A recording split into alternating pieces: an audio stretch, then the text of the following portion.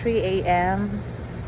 and I'm currently here at Mall of Asia for my run. So this is the second leg of Apollo run. So I'm running 18K today. Kuya, first talaga tayo ngayon. Parang 2 hours lang yan ma-sleep ko. I don't know if kayanin ng ating katawan. Praying to God. Kayanin natin. So atin ko wala kami ngayon.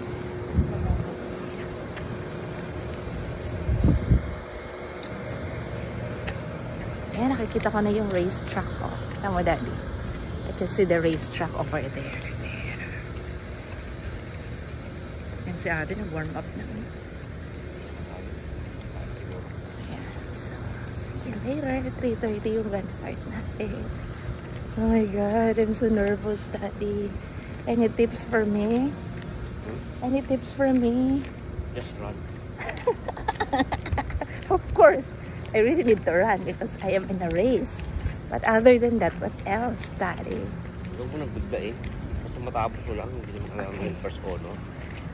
I'm not aiming for first honor. Ano ka ba? So, cut off is 3 hours and 30 minutes. Yeah. Sabi ni Daddy, basta pasok sa cut off.